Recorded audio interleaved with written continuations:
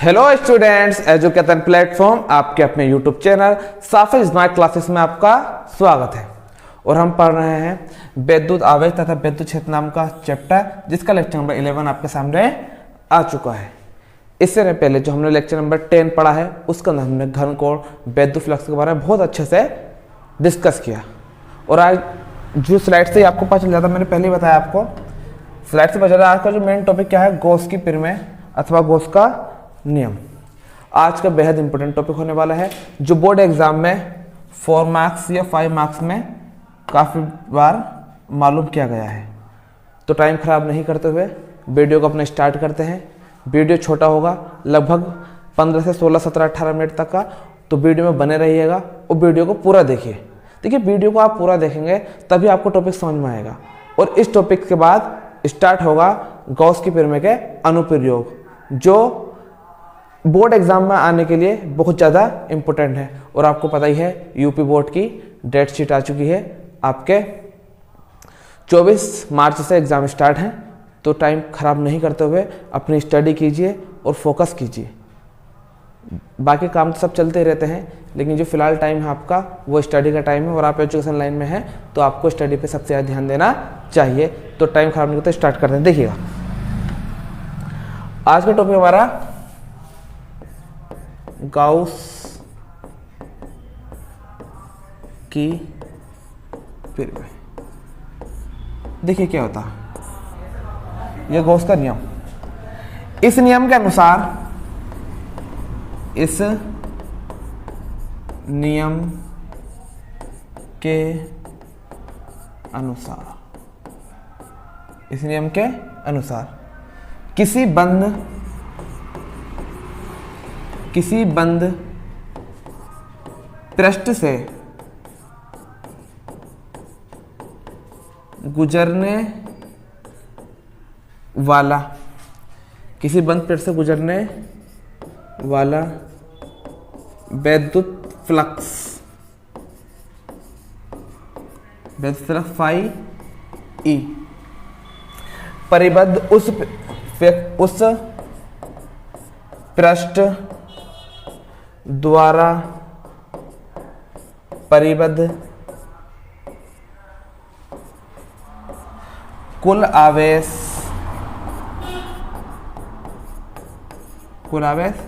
Q का 1/ε0 गुना होता है। ε0 गुना होता है। समझिएगा इसको। इस नियम के अनुसार किसी बंद पृष्ठ से गुजरने वाला विद्युत फ्लक्स फाई ई उस पृष्ठ द्वारा परिबद्ध कुल आवेश Q का एप्सिलॉन गुना होता है। समझिएगा, देखो इसको याद ऐसे करना है आपको। किसी बंद पृष्ठ से गुजरने वाला विद्युत फ्लक्स फाई ई उस पृष्ठ द्वारा परिबद्ध कुल आवेश Q का 1/ε0 गुना होता है। तो फॉर्मूला क्या बन गया आपका, फाई ई बराबर Q/ε0। और यही क्या है, गॉस की प्रमेय, गॉस का नियम है। गॉस की प्रमेय बात एक ही है। अब ये आया कैसे, इसकी उपपत्ति करेंगे हम। तो यहां तक का समझ में आ गया। गॉस ने क्या बताया, इस नियम के अनुसार किसी बंद पृष्ठ से गुजरने वाला विद्युत फ्लक्स फाई ई उस परिबद्ध कुल आवेश Q का 1/ε गुना होता है। यह था हमारा नियम। इसे करेंगे उपपत्ति। समझिएगा, उपपत्ति हेडिंग लगाएंगे।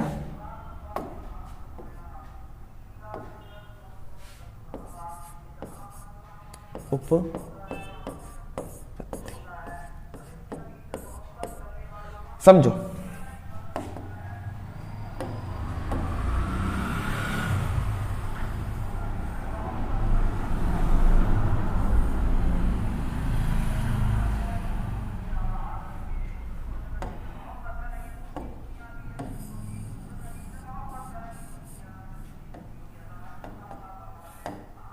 ठीक है।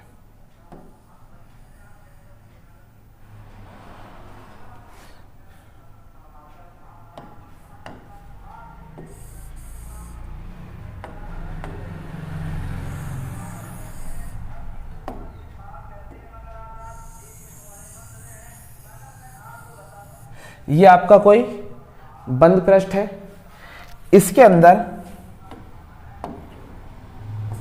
प्लस क्यू आवेश स्थित है। मानो कोई बिंदु है यहाँ पे, इस बिंदु का नाम वो है, यहाँ पे क्या है, कोई आपका प्लस क्यू आवेश स्थित है। यहाँ से r दूरी पर एक बिंदु P है और ये आपका क्षेत्रफल कितना है, dA। ये आपका लघु क्षेत्रफल अवयव है dA और ये आपका बड़ा वाला क्षेत्रफल है कितना है, A। लघु क्षेत्रफल अवयव dA और दीर्घ क्या होता है, A। और समझिएगा इसके अंदर, अगर मैं इसके अंदर वो निकालने लगूं, क्या कहते हैं उसको, क्षेत्रफल वेक्टर, तो वो कैसा होगा इसका क्षेत्रफल वेक्टर, कुछ ऐसा हमारा क्षेत्रफल वेक्टर होगा, लंबवत होता है ना, और क्षेत्रफल वेक्टर कहलाता है आपका डी वेक्टर ए।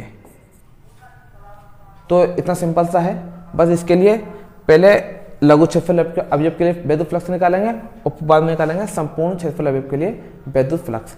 तो करते हैं।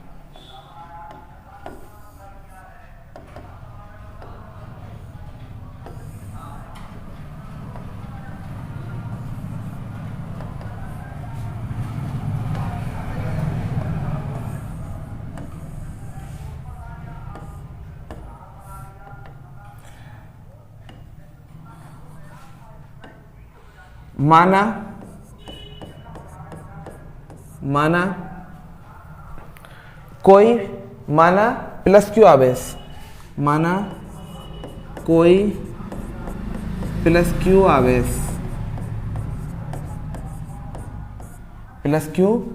आवेश, एक बंद पृष्ठ,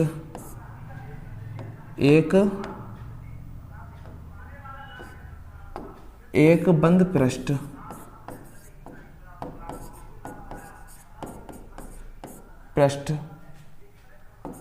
के भीतर, एक बंद पृष्ठ के भीतर बिंदु O पर स्थित है, बिंदु O पर स्थित है, ठीक है। और ये दूरी कितनी है यहां से यहां तक, r।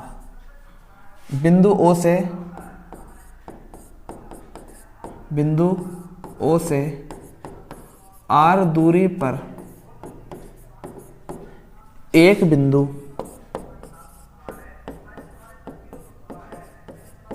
P है, जिसके चारों ओर लघु क्षेत्रफल अवयव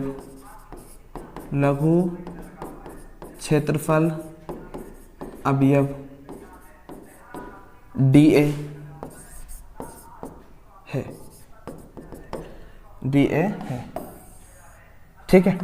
देखो लघु क्षेत्रफल अवयव द्वारा निकालेंगे और बाद में निकाल देंगे इसको हम संपूर्ण द्वारा। देखो इसको कैसे करते हैं, मैं आपको अभी तक तो मैंने लैंग्वेज लिखी है सिर्फ, अब देखो समझने की बारी है।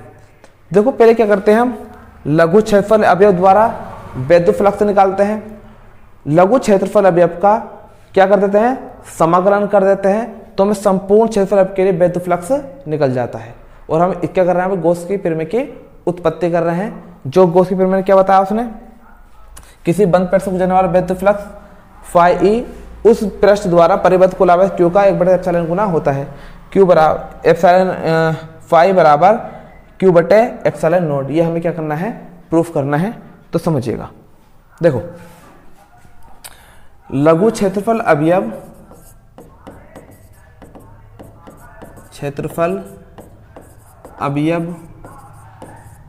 dA द्वारा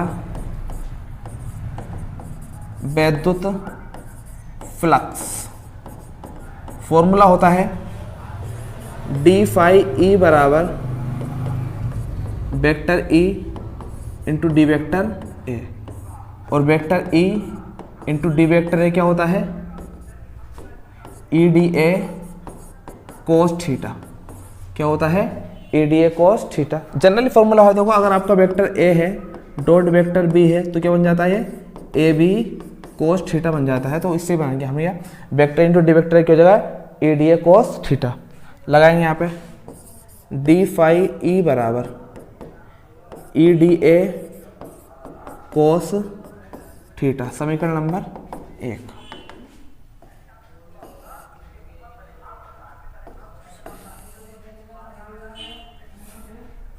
डायग्राम को ले आते हैं नीचे अपने, हल्का फुल्का डायग्राम है ऐसे बस।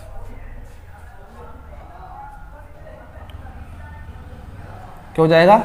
EDA cos theta. हम जानते हैं वी नो दैट विद्युत क्षेत्र की तीव्रता, विद्युत क्षेत्र की तीव्रता का फॉर्मूला होता है E बराबर 1/4 पाई एप्सिलॉन नॉट इंटू क्यू बटे आर स्क्वायर। तो ये मान कहाँ लाएंगे? समीकरण 1 में ला देंगे। समीकरण 1 से समीकरण क्या है? डी फाई ई बराबर E d A cos theta, d phi E बराबर, इस ई की जगह इस ई का मान लगा दें। क्या है? 1/4 पाई एप्सिलॉन नॉट इंटू क्यू, वो क्या हो जाएगा? D A cos theta. इधर करते हैं, देखिएगा इधर करते हैं। डी फाई ई बराबर देखो क्या है? Q बटे 4 pi epsilon naught into r square हो रही है, नीचे क्या रहेगा? R square into d A cos theta बटे आर स्क्वायर। एक काम करते हैं इसके अंदर, हाँ ठीक है, डी ए बटे आर स्क्वायर, ठीक है। देखो ये इतना, देखो आप ध्यान से, ये क्या होता है हमारा? डी ए बटे आर स्क्वायर क्या हमारा? घन कोण है। क्या है आपका? ये घन कोण, और साथ में कोस भी, कोस तो एंगल आपका हट जाएगा। तो क्या हो जाएगा आपका? ये डी फाई ई बराबर क्यू बटे 4 pi epsilon naught into d omega. क्या होता है आपका? घन कोण होता है डी ओमेगा। तो यहाँ ऐसे पूरा लिख दो, इसको पूरा लिख दो ऐसे, कोस थीटा बराबर क्या हो जाएगा? D omega. यहाँ लगा दिया हमने डी ओमेगा। ये था हमारा लघु क्षेत्रफल अवयव के लिए, हमें निकालना है संपूर्ण के लिए, तो लगा दो।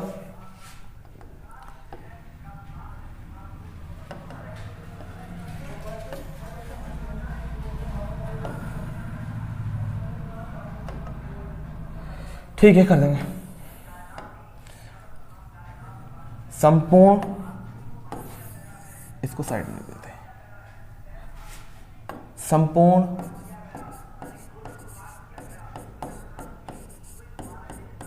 पृष्ठ, संपूर्ण बंद पृष्ठ, संपूर्ण बंद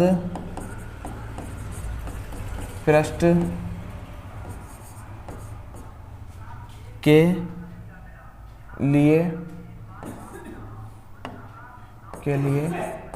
वैद्युत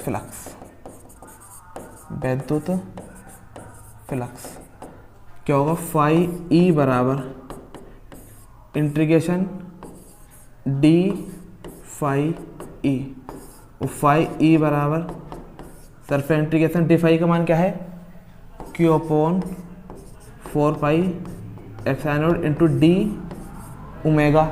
वो मैंने बताया डी वाला अंदर रहता है इंटीग्रेशन के, बाकी सब क्या आ जाएगा? बाहर। तो फाई ई बराबर, मैथ वाले बच्चे अच्छे जानते हैं जो इंटीग्रेशन करते हैं, क्या हो जाएगा? क्यू बटे 4 पाई एप्सिलॉन नॉट सब इंटीग्रेशन डी ओमेगा, और सरफेस इंटीग्रेशन डी ओमेगा क्या होगा? 4 पाई। कितना होता है? 4 पाई, क्योंकि घन कोण होता है ना मुझे। तो फाई ई बराबर क्या हो जाएगा? क्यू बटे 4 पाई एप्सिलॉन नॉट इंटू 4 पाई, इसका 4 पाई जाएगा, वो 4 पाई से 4 पाई कैंसिल, क्या बचा आपका? फाई ई बराबर क्यू बटे एप्सिलॉन नॉट। और यही क्या थी आपकी गॉस की प्रमेय, यही गाउस की प्रमेय, यही गाउस की क्या है प्रमेय। पूरी कैलकुलेशन आपको एक स्लाइड पे दे दी है मैंने।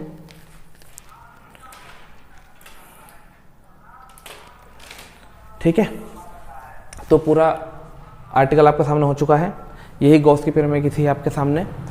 आपको इसका जो थोड़ी कैलकुलेशन आपको टफ लग सकती है, क्योंकि मैथमेटिक्स वाले बच्चे हैं वो तो आराम से कर लेते हैं, लेकिन जो बायो वाले बच्चे हैं उनको थोड़ी सी प्रॉब्लम होती है। लेकिन फिर भी कोई नहीं, हल्का फुल्का इंटीग्रेशन है, ये आप समझ जाओगे। ठीक है, एक इसके अंदर मैं आपको स्पेशल केस दिखाता हूँ, या इसको रफ कर लेते हैं इधर से, यहाँ तक स्क्रीनशॉट ले लीजिएगा अपना आराम से। मैं इसको रफ कर रहा हूँ इधर को, देखो केस समझिएगा। अगर इस पृष्ठ के भीतर अनेक आवेश हों, अगर इस पृष्ठ के भीतर हमारे अनेक आवेश हो तो तब क्या होगा। अभी कितने हैं, एक ही। अगर बहुत सारे आवेश हो इसके भीतर, बहुत सारे आवेश हों, माइनस वाले भी हों, अगर पृष्ठ के भीतर बहुत सारे आवेश हों, यदि लिखेंगे, यदि बंद पृष्ठ के भीतर अनेक आवेश स्थित हैं, अनेक आवेश स्थित हैं, तब देखो अगर आपके अनेक आवेश स्थित हैं तो उनका बीजगणितीय योग ले आता है।